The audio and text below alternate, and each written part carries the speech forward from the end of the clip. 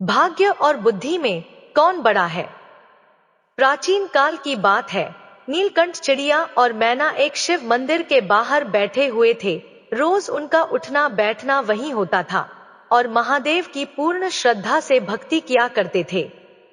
एक दिन नीलकंठ चिड़िया और मैना दोनों बैठे हुए थे और नीलकंठ चिड़िया से मैना कहती है, हे नीलकंठ, भाग्य बड़ा है या बुद्धि? तब नीलकंठ चिड़िया मैना से कहती है, हे मैना, आपके इन प्रश्नों के उत्तर आपको एक कहानी के माध्यम से मिलेंगे। तुम शांतचित्त होकर बैठ जाओ, मैं तुम्हें कहानी सुनाती हूँ। इस कहानी को आप ध्यान से सुनिए, आपके इस प्रश्न के उत्तर आपको इसी कहानी में मिलेंगे। मैना कहती है, ठीक है, और फिर मैना शांतचित्त होकर बैठ जाती है और कहानी को ध्यान से सुनने लगती है। नीलकंठ चिड़िया कहानी शुरू करती है और कहती है, बहुत समय पहले की बात है। एक बार ब्रह्मा जी का दरबार लगा हुआ था। सभी देवतागण दरबार में बैठे हुए थे। भाग्य और बुद्धि भी वहीं थे। ब्रह्मा जी के दरबार में बैठे हुए बात करते करते भाग्य और बुद्धि की बहस शुरू हो जाती है। जब यह बहस काफी बढ़ जाती है तो भाग्य कहता है, जो काम मैं करता हूं उसे यह बुद्धि नहीं कर सकती। तो बुद्धि बोली, मूर्ख मत बनो, जब मैं किसी का साथ छोड़ देती हूं तो वह आदमी पागल हो जाता है, मृत्यु प्राप्त हो जाता है। तुम कितना भी उसका साथ दे दो लेकिन वह मेरे बिना कुछ नहीं कर सकता। भाग्य बोला, अरे मूर्ख बुद्धि, तुम नहीं जानती कि जिसका साथ मैं छोड़ देता हूं, तुम कितनी ही उसके साथ रहो, उसका भला कैसे हो सकता है? जब मैं यानी उसका भाग्य ही उसके साथ नहीं रहूंगा तो क्या वह भाग्यवान हो जाएगा या धनवान हो जाएगा?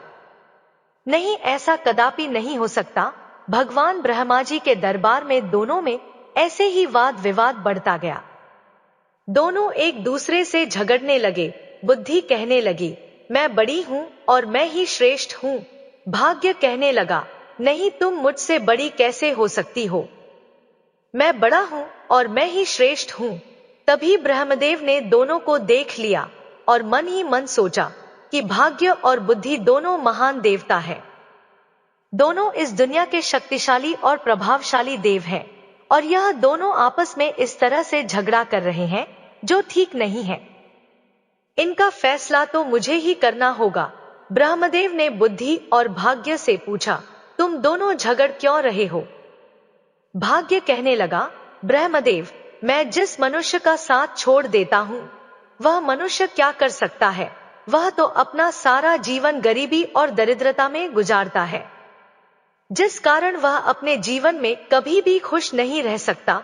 इतना सुनते ही बुद्धि बोल उठी, नहीं ब्रह्मदेव, झूठ कह रहा है। जब मैं किसी का साथ छोड़ देती हूं तो भाग्य चाहे उस मनुष्य का जितना भी साथ दे वह कुछ नहीं कर सकता। बुद्धिहीन मनुष्य तो मृतक के समान होता है। भगवान ब्रह्मा जी ने दोनों की बात को ध्यान से सुना। इन दोनों की बात सुनकर ब्रह्मदेव मन ही मन सोचने लगे कि इन दोनों की समस्या तो बहुत गंभीर है। इस समस्या का फैसला कैसे किया जाए? फिर ब्रह्मदेव ने उन दोनों से कहा, ऐसे पता नहीं चलेगा, आप परीक्षण कीजिए। भाग्य देव, आप अपने भाग्य का परीक्षण कीजिए और बुद्धि देव, आप अपनी बुद्धि का परीक्षण कीजिए। इसका प्रयोग करके बताइए कि तुम दोनों में से कौन बड़ा और श्रेष्ठ है। भाग्य देव बोला, ब्रह्मदेव, जैसा आपका आदेश होगा मैं उसी का पालन करूंगा, लेकिन आप मेरी बात मान लीजिए कि बुद्धि कभी भी मुझसे बड़ी नहीं हो सकती। ब्रह्मदेव ने कहा, आप पृथ्वी लोक को ध्यान से देखिए। ब्रह्मदेव ने भाग्य देव और बुद्धि को मृत्यु लोक दिखाया। मृत्यु लोक दिखाकर कहने लगे, देखो, इस वन में एक गरीब बुढ़िया मां और उसका इकलौता 19 वर्ष का बेटा झोपड़ी डालकर रहते हैं। वह बहुत ही गरीब है, उन्हें खाने के लिए अनाज का एक दाना भी नसीब नहीं हो रहा है। अब तुम दोनों इन पर अपने भाग्य और अपनी बुद्धि की शक्ति आजमाओ। तुम दोनों में से जो भी इस गरीब बुढ़िया के बेटे को धनवान बना देगा या सम्राट बना देगा, वही तुम दोनों में से बड़ा होगा, श्रेष्ठ होगा। ब्रह्मदेव की बात सुनकर भाग्य देव कहने लगा, परमपिता ब्रह्मदेव, बस यह तो छोटी सी बात है। भाग्य ने कहा, बुद्धि तुम नहीं जानती कि मैं उसका साथ दूंगा तो इसे राजा ही नहीं बल्कि एक महान सम्राट बना दूंगा। भाग्य की बात सुनकर बुद्धि बोली, ठीक है, हम दोनों इसी पर अपनी शक्ति का उपयोग करते हैं, इससे हम दोनों की समस्या का फैसला हो जाएगा। इसमें जो जीतेगा वही बड़ा या श्रेष्ठ माना जाएगा। इसके बाद भाग्य ब्रह्मदेव से कहने लगा, ब्रह्मदेव, पहले मुझे अपनी श्रेष्ठता सिद्ध करने की अनुमति दीजिए। मुझे यहाँ से जाने और इस लड़के को सम्राट बनाने की आज्ञा दे दीजिए। ब्रह्मा जी कहते हैं, ठीक है। ब्रह्मदेव के कहते ही बुद्धि ने ब्रह्मदेव से कहा, ब्रह्मदेव, मैं इस लड़के का साथ छोड़कर आ रही हूँ। उसकी बात सुनकर भाग्य ने कहा, ठीक है, तुम अभी उस लड़के का साथ छोड़ दो और ब्रह्मलोक में आ जाओ। बुद्धि भाग्य से कहने लगी, भाग्य, ध्यान रखना, कहीं ऐसा ना हो कि तू इसे सम्राट बनाने के चक्कर में मार दे। यह व्यक्ति मरना नहीं चाहिए। भाग्य कहने लगा कि बुद्धि, तुम यह सब दूर से देखती रहो। आज तुम्हारी हार निश्चित है, क्योंकि मैं ही तुमसे ज्यादा शक्तिशाली और बलवान हूं। बुद्धि बोली, ठीक है, मैं अभी इसी समय इस लड़के का साथ छोड़ रही हूं। ऐसा कहकर बुद्धि ने उसका साथ छोड़ दिया। बुद्धि के साथ छोड़ते ही वह लड़का अपनी सुध बुद्ध खो बैठा, एक निर्गुणी बनकर रह गया, पागल और मूर्ख बनकर रह गया। अब भाग्य अपना काम करना शुरू करता है। भाग्य देखता है कि उस व्यक्ति के पास कुछ नहीं है। एक घास फूस की बनी हुई झोपड़ी है और उसके पास केवल 3 बकरियां बंधी हुई हैं। वह लड़का उन बकरियों के खाने के लिए पेड़ पौधों की पत्तियां काट कर लाता है और वह उन बकरियों को चराता है। वह पूरा दिन इसी में गुजार देता है। उसकी स्थिति देखकर भाग्य सोचता है कि ना इसके पास पहनने के लिए कोई अच्छे वस्त्र हैं और ना ही इसके पास पैरों में पहनने के लिए कोई जूते हैं। अब मैं इसका साथ दे रहा हूं और मैं इसे राजा बनाकर रहूंगा। भाग्य ने पासा पलटा और जिस रास्ते से चरवाहा निकल रहा था, भाग्य ने उस रास्ते में एक सुंदर सोने के जूतों की जोड़ी उसके रास्ते में रख दिए। लड़के का ध्यान उन जूतों पर गया तो उन्हें पहचान नहीं पाया कि यह सोने के जूते हैं। उसे तो बस पैरों में पहनने के लिए जूते चाहिए थे, इसलिए उसने उन सोने के जूतों को अपने पैरों में पहन लिया और सोचने लगा कि चलो, जूते तो मिल गए, इससे मेरा बहुत समय तक काम चल जाएगा। अब वन से चारा लाते हुए और बकरियों को चराते हुए मेरे पैरों में कांटे नहीं लगेंगे। उन जूतों को पहनकर वह अपने घर आ जाता है। प्रतिदिन उसकी यही दिनचर्या चलती रही। वह जंगल में बकरियों को चराने जाता और जंगल से पेड़ पौधों की पत्तियां काट कर लाता और बकरियों को चराता रहता था। उसकी माता की बुद्धि भी समाप्त हो गई थी, क्योंकि बुद्धि उसे भी छोड़कर चली गई थी। भाग्य ने तो उस चरवाहे का खूब साथ दिया, लेकिन उसके जीवन में कोई बदलाव नहीं आया। भाग्य सोचने लगा कि मैंने तो इसे सम्राट बनाने का संकल्प लिया है, परंतु यह तो मुझे मूर्ख या पागल दिखाई देता है। इसका व्यवहार तो पागलों और मूर्खों की तरह हो गया है। यह सब देख रही बुद्धि ने भाग्य से कहा कि क्या तुम नहीं जानते कि मैंने उसका साथ छोड़ दिया है। जब मैं किसी व्यक्ति का साथ छोड़ देती हूं तो वह ऐसा ही व्यवहार करता है। भाग्य बुद्धि से कहने लगा कि मैं भी देखता हूं कि तुम क्या कर सकती हो। अब तुम भी देखोगे कि मैं क्या कर सकता हूं। उस देश के नजदीक के ही एक देश का राजा शैलेंद्र प्रताप था। उसका एक सौदागर था। वह अलग अलग देशों और स्थानों पर जाकर व्यापार करता था। उस सौदागर के पास व्यापार करने के लिए कुछ ऊंट थे। वह ऊंटों पर पीतल लाद कर ले जाता था और दूसरे देश में जाकर व्यापार किया करता था। एक दिन वह सौदागर उसी जंगल से गुजर रहा था जहां पर वह चरवाहा रहता था और अपनी बकरियां चराता था। वह सौदागर ऊंट लेकर जा रहा था। तभी रास्ते में जाते हुए उसकी नजर उस चरवाहे के पैरों पर पड़ी। सौदागर ने देखा कि इस चरवाहे के पैरों में तो सोने के जूते हैं और यह इनकी कोई कदर नहीं कर रहा है। इसे देखकर लगता है कि यह सोने के जूतों के बारे में शायद जानता भी नहीं है। सौदागर अपने ऊंट से नीचे उतरकर उस चरवाहे से पूछने लगा, भाई, तुम यह जूते कहां से लाए हो? उस चरवाहे ने उस सौदागर को बताया कि यह जूते मुझे इस जंगल में रास्ते पर पड़े हुए मिले थे। सौदागर ने उस चरवाहे से पूछा कि क्या तुम इस जूतों को बेचना चाहोगे? तो उस चरवाहे ने कहा कि जरूर बेच दूंगा।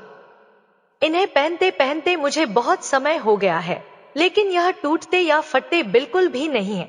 यह तो काफी समय से ऐसे ही है। व्यापारी ने चरवाहे से कहा कि यह जूते मुझे बेच दो, इन जूतों के बदले में जो चाहो मुझसे वह ले लो। उस चरवाहे ने व्यापारी से कहा कि मुझे इन जूतों के बदले में ज्यादा कुछ नहीं चाहिए, सिर्फ एक मन अनाज चाहिए, जिससे मुझे और मेरी माता को 2 समय का भोजन प्राप्त हो जाए। हम तो भूखे मरते हैं। उसने सौदागर को वह सोने के जूते एक मन अनाज के बदले ही दे दिए। सोने के जूते पाकर वह सौदागर बहुत खुश हो गया। वह सौदागर उस चरवाहे को एक मन अनाज देकर चला जाता है।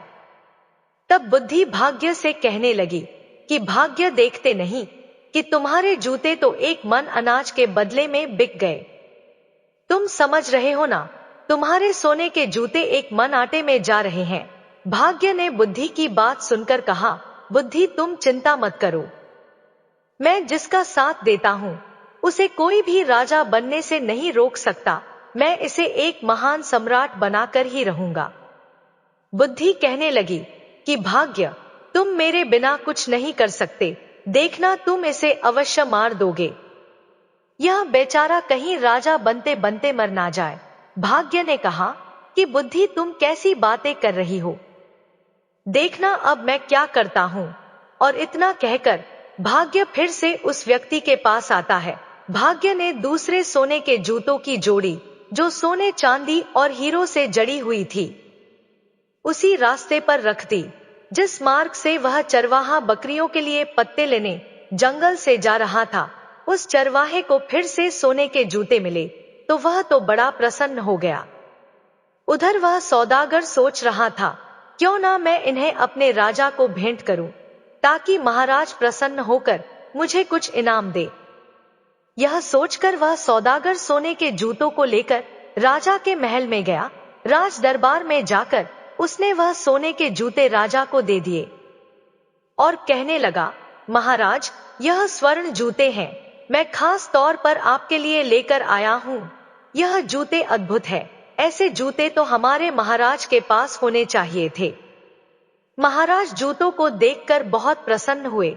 सोने के सुंदर जूते देखकर उन्हें ऐसा लग रहा था कि जैसे यह जूते देवलोक से आए हो और देवताओं ने इन्हें बनाया हो, मानो स्वयं विश्वकर्मा जी ने इन्हें बनाया हो।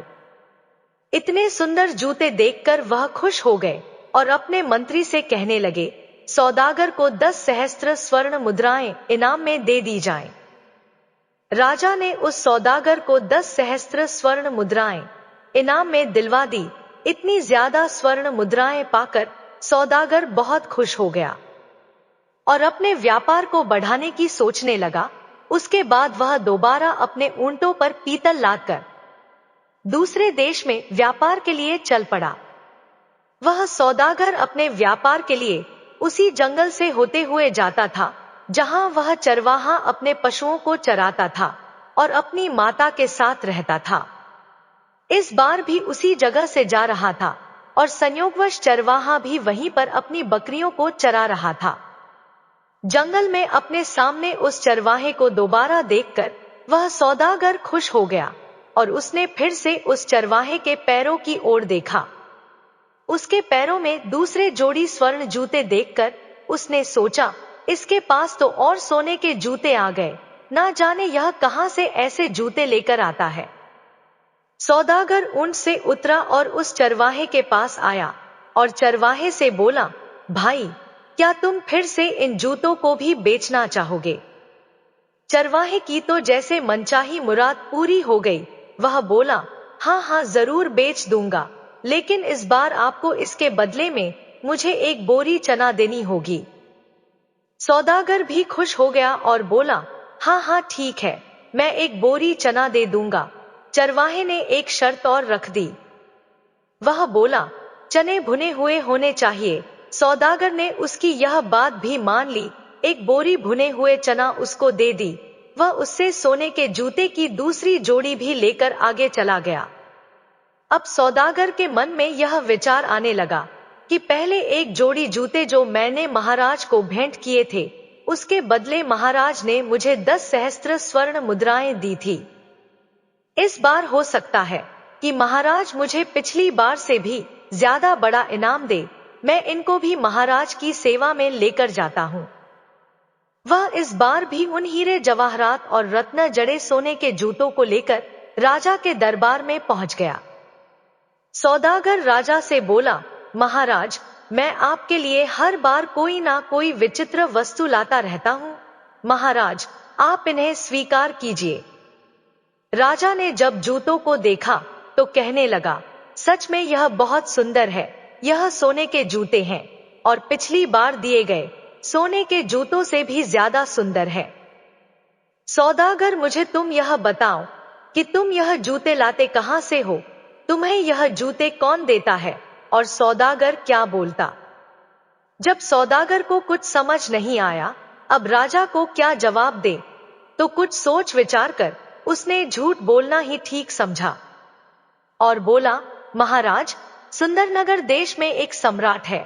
उस सम्राट के यहाँ मैं अपने पीतल का व्यापार करने जाता हूँ, तो वह इनाम में ऐसे जूते दे देते हैं। उन्होंने ने 2 बार मुझे सोने के जूते दिए, तो मैंने दोनों बार वह आपकी सेवा में अर्पित कर दिए। यह सुनकर राजा सौदागर से बोला कि सौदागर, क्या उस राजा का कोई पुत्र है? सौदागर ने फिर झूठ बोल दिया। उसने कहा, नहीं महाराज, अभी तो वह सम्राट खुद ही कुंवारा है, उनका विवाह नहीं हुआ है। यह सुनकर राजा बोला, ठीक है सौदागर, हमारी पुत्री बहुत सुंदर है। तुम अपने उस सम्राट से जाकर मिलो और उनसे पूछो, हम अपनी पुत्री का विवाह उसे करना चाहते हैं, क्या उन्हें मंजूर है? राजा की बात सुनकर सौदागर सोचने लगा, अब तो मैं फंस गया। मैं तो यह जूते किसी राजा से नहीं लाता, बल्कि एक चरवाहे से लेकर आता हूँ। लेकिन अब तो मैं झूठ बोल चुका हूँ। अब मेरा क्या होगा? मैं तो अपने ही बोले हुए झूठ में फंस चुका हूँ। राजा ने सौदागर को आदेश दिया, सौदागर, उस राजा के पास जाओ और किसी भी तरह उन्हें तैयार करके आओ कि वह हमारी पुत्री से विवाह करे। अब तो सौदागर और चिंता में पड़ गया। सौदागर राज दरबार से वापस आ गया। अपने घर वापस आकर उसने दोबारा अपने ऊंटों पर पीतल को लादा और व्यापार करने चल पड़ा। वह जब दोबारा जंगल में पहुंचा तो वह सोचने लगा कि मुझे यहाँ यह चरवाहा नहीं मिलता तो मुझे सोने के जूते नहीं मिलते, और वह सोने के जूते मुझे नहीं मिलते तो मैं वह जूते राजा को नहीं देता, और आखिरकार झूठ बोलकर मैं राजा के क्रोध का शिकार नहीं बनता। इस चरवाहे ने मुझे भी राजा के क्रोध का शिकार बना दिया। यदि चरवाहा मुझे ना मिलता तो मैं इस धर्म संकट में नहीं फंसता। इस चरवाहे ने तो मुझे बुरी तरह फंसा दिया है। सोचते सोचते वह सौदागर उस चरवाहे की झोपड़ी पर जा पहुंचा। अपनी झोपड़ी पर सौदागर को आया देखकर चरवाहा बहुत खुश हो गया, क्योंकि वह सौदागर उसके खाने पीने की व्यवस्था करता था। कभी उसे अनाज देता था, कभी चने देता था। उसका खाने पीने का गुजारा जूते बेचकर इसी सौदागर से पूरा होता था, इसलिए चरवाहा उससे बहुत खुश था। चरवाहा उससे बोला, सौदागर आइए, आपका स्वागत है। सौदागर वहीं उसके घर पर ही रुक गया। उसने अपने ऊंटों से पीतल को उतारकर वहीं पर रख लिया। पीतल को वहां एक तरफ रखकर वह उस चरवाहे से बातें करने लग पड़ा। इस समय भाग्य उस चरवाहे का साथ दे रहा था। बातें करते करते चरवाहा पीतल के बोरे पर बैठ गया। जैसे ही वह पीतल के बोरे पर बैठा तो सभी बोरों में भरा हुआ पीतल सोने में बदल गया। चारों तरफ सोना जगमगा रहा था। यह देखकर उस सौदागर को यह विश्वास हो गया कि यह व्यक्ति या तो कोई जादूगर है या ईश्वर का कोई बहुत बड़ा भक्त है, इस पर ईश्वर की कृपा है। अब सौदागर अपने बोले हुए झूठ के जाल में और फंसता जा रहा था। सौदागर के मन में विचार आया कि मेरे पास धन की कमी नहीं है, मैं ऐसा करता हूं कि इस चरवाहे को ही राजा बना देता हूं, सम्राट घोषित कर देता हूं। उसने सोचा कि मेरे पास तो धन और सोने की कोई कमी नहीं है, मैं इसके लिए यहाँ जंगल में बहुत बड़ा किला बना देता हूं, दुर्ग बना देता हूं, उस दुर्ग का मालिक इसे बना दूंगा और मैं उसका मंत्री बन जाऊंगा। यहाँ के जो जागीरदार है, मैं उनसे बहुत सारी जमीन खरीद लूंगा। इस महीने के 2 महीने बाद राजा के पास जाऊंगा और राजा को बता दूंगा यही सम्राट है। अब सौदागर षड्यंत्र रचने लगा। भाग्य अभी बुद्धि से कहने लगा कि बुद्धि तुम देखती जाओ कि मैं क्या करता हूं। देखना यही सौदागर अब चरवाहे को सम्राट बनाएगा। बुद्धि ने फिर से भाग्य से कहा कि कहीं ऐसा ना हो कि राजा बनते बनते यह मर ही जाए, क्योंकि इस समय इसके पास बुद्धि नहीं है। जब यह बात भाग्य ने सुना तो वह बोला कि बुद्धि तुम इतना घमंड मत करो, तुम अपना ज्यादा दिमाग मत लगाओ, यह सम्राट अवश्य बनेगा। दूसरी ओर सौदागर उस चरवाहे से कहने लगा, चरवाहे, मैं तुम्हें यहाँ का सम्राट बना देता हूँ और तुम्हारे रहने के लिए एक बड़ा महल बना देता हूँ। सौदागर में बुद्धि थी, क्योंकि उसका साथ बुद्धि दे रही थी। बुद्धि ने चरवाहे और उसकी माता का साथ छोड़ दिया था। वह उस सौदागर से कहने लगा, भाई ठीक है, तुम्हें जो ठीक लगे वह करो, लेकिन एक बात है, मेरी इन बकरियों को मत छेड़ना, मैं इन अपनी बकरियों को हमेशा अपने पास ही रखूंगा। चरवाहे में बुद्धि तो थी ही नहीं। उसकी बात सुनकर सौदागर भी सोचने लगा कि यह व्यक्ति कितना बड़ा मूर्ख है, मैं इसे राजा बना रहा हूं और इसे बकरियों की पड़ी है, यह कैसी बातें कर रहा है। फिर भी सौदागर बोला, ठीक है। सौदागर को तो मन ही मन राजा का डर सता रहा था। राजा ने उसे कहा था कि तुम्हें उस सम्राट से बात करके आना है और मेरी लड़की का विवाह उसके साथ करवाना है। इसलिए उस चरवाहे को सम्राट बनाने के चक्कर में सौदागर ने चरवाहे की बात पर ध्यान नहीं दिया। उसने किले की नींव करवा दी और किले को बनवाना शुरू कर दिया। जल्दी ही उसने एक बहुत बड़ा और शानदार महल उस चरवाहे के लिए तैयार करवा दिया। सौदागर ने आसपास के सभी जागीरदारों से उनकी जमीन खरीद ली, नौकर चाकर रखे, दास दासियां रखी। यह सब देखकर वह बुद्धिहीन चरवाहा मन ही मन सोचने लगा कि ना जाने यह सौदागर कहां से आ गया, इसने तो हमारी जिंदगी खराब कर दी। अब तो मुझे अपनी बकरियों को चराने के लिए भी समय नहीं मिलता है, यह हमेशा बातें करने में लगा रहता है।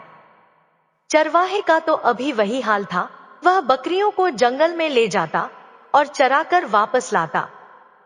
सौदागर ने उस चरवाहे के लिए राजसी वस्त्र सिलवाए, उसके शीश पर मुकुट रखा, लेकिन चरवाहे ने अपना स्वभाव नहीं बदला। चरवाहा सौदागर से कहने लगा कि तुम्हें जो भी ठीक लगे वह करो, परंतु मेरी बकरियां कहीं नहीं जानी चाहिए। अगर मेरी बकरियां चली गई तो मैं तुम्हें जीवित नहीं छोड़ूंगा।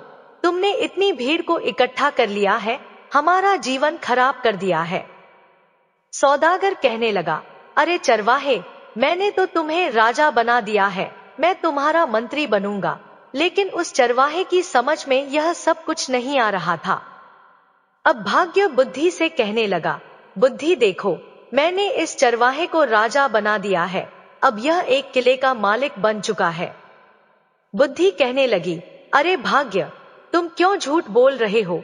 यहाँ बैठे हुए समस्त देवता इस बात का फैसला करेंगे कि तुमने इसे राजा बना दिया या नहीं, या यह अब भी वही चरवाहा है। अब ब्रह्मदेव कहने लगे कि भाग्य, इस चरवाहे में तो अभी तक कोई परिवर्तन नहीं हुआ है, यह तो अब भी वही चरवाहे का चरवाहा है, अभी तुम जीते नहीं हो। अब तो बुद्धि बोलने लगी, ब्रह्मदेव, ऐसा होगा ही नहीं, क्योंकि जब तक मैं चरवाहे का साथ नहीं दूंगी तब तक चरवाहा राजा तो बनेगा ही नहीं। बल्कि उसके प्राण भी संकट में आ जाएंगे। यह मूर्खता करेगा और मारा जाएगा। परंतु भाग्य बोला, बुद्धि, मैं उसका साथ दूंगा तो तुम कुछ नहीं कर सकोगे। तुम बैठी रहो और तमाशा देखती रहो। भाग्य फिर उस चरवाहे के पास आ जाता है। उस सौदागर ने क्या किया, उस चरवाहे की 3 बकरियां थी, उन्हें भी किसी बकरियां खरीदने वाले को बेच दिया। जैसे ही उस चरवाहे को अपनी बकरियों के बिकने का पता चला तो वह जोर जोर से चिल्लाने लगा, रोने लगा। जब उसके सैनिकों ने और अन्य लोगों ने देखा कि राजा तो ऐसा कर रहा है, तो उन्हें लगा कि शायद राजा पागल हो गया है। अब सौदागर ने उस चरवाहे को समझाया कि तुम ऐसा क्यों कर रहे हो, तुम ऐसी मूर्खता क्यों कर रहे हो, यह तो 3 बकरियां थी, मैं तुम्हें ऐसी बहुत सी बकरियां दिलवा दूंगा। सौदागर की यह बात सुनकर चरवाहा मान जाता है और वह चरवाहा सौदागर के पीछे पड़ गया कि चलिए मुझे आज ही बकरियां खरीद कर दीजिए। सौदागर उस चरवाहे से कहने लगा कि देखो भाई, अब तुम सम्राट बन गए हो, राजा बन गए हो, तुम ऐसी छोटी छोटी बातें क्यों करते हो, बच्चों जैसी बातें मत करो, मैं तो तुम्हारा विवाह करवाऊंगा। अपनी माता से पूछो, अपने यहाँ के राजा की पुत्री बहुत ही सुंदर है, उनसे तुम्हारी शादी करवाऊंगा। लेकिन चरवाहे में तो बुद्धि ही नहीं थी। वह सौदागर से कहने लगा, तुम मेरा क्या विवाह करवाओगे?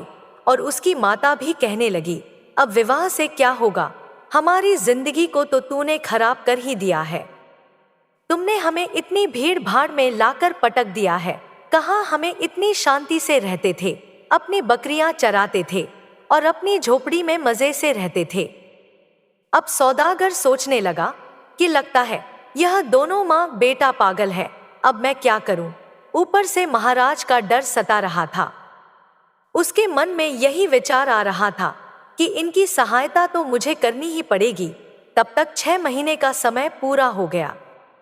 अब सौदागर अपने देश में महाराज के पास पहुंचा और महाराजा से कहने लगा, महाराज, अब आप अपने नाई को भेज दीजिए। मैंने अपने सम्राट को मना लिया है, वह आपकी राजकुमारी से विवाह करने के लिए तैयार है। यह सुनकर राजा ने नाई और ब्राह्मण को बुलाया और उन दोनों को सौदागर के साथ सम्राट के पास भेज दिया। सौदागर उन दोनों को लेकर चल पड़ा और वह उनको चरवाहे के महल में लेकर आया। उसने चरवाहे को राजसी वस्त्र पहनाए। चरवाहा सौदागर से कहने लगा, यह तुम क्या कर रहे हो? ऐसे भी कहीं विवाह होते हैं? सौदागर बोला, अब तुम चुप रहना, अब बिल्कुल भी मत बोलना, नहीं तो महाराज तुम्हें और मुझे दोनों को फांसी की सजा दे देंगे। इस बात का ध्यान रखना कि अब तुम्हें बोलना नहीं है। सौदागर के मुंह से फांसी की बात सुनकर चरवाहा बुरी तरह से डर जाता है और उसकी बात मान लेता है।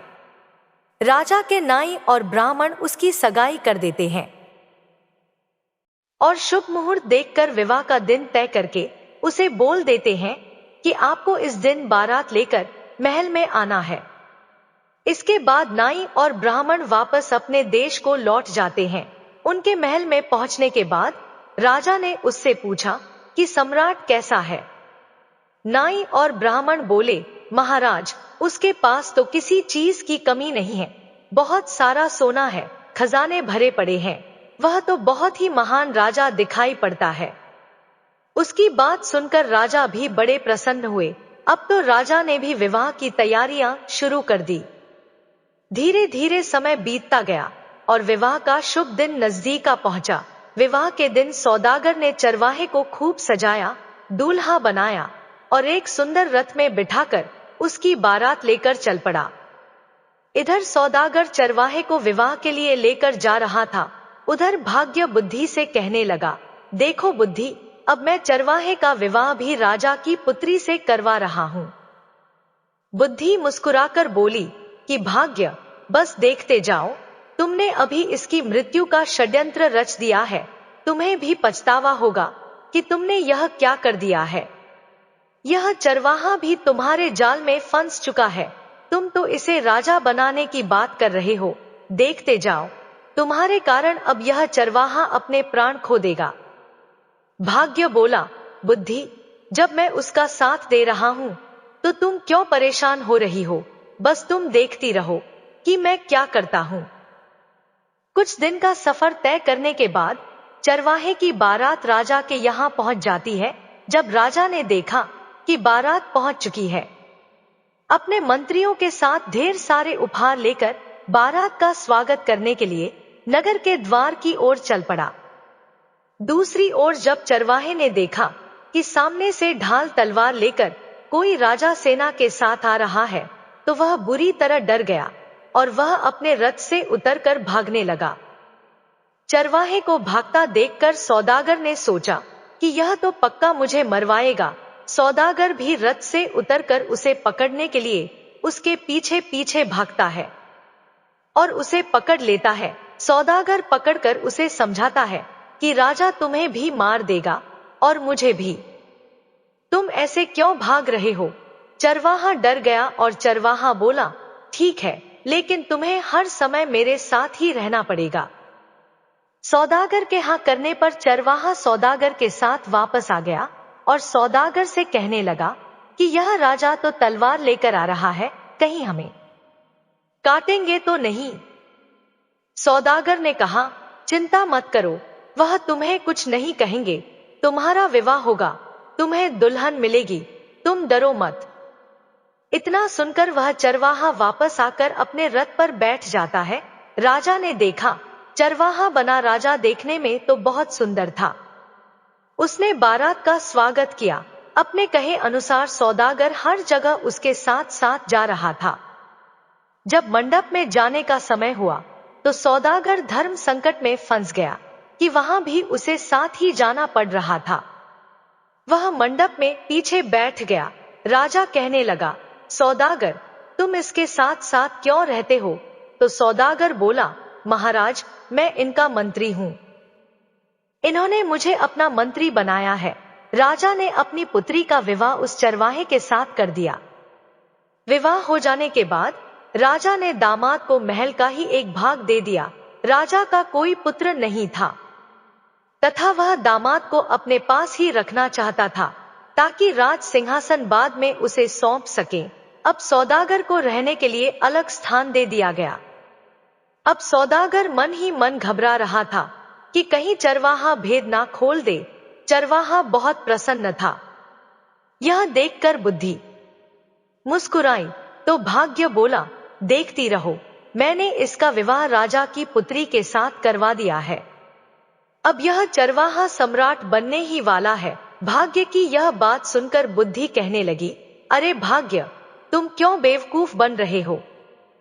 तुम जानते हो कि उसे कुछ पता ही नहीं है कि राजा क्या होता है, विवाह क्या होता है। वह तो कुछ जानता ही नहीं है।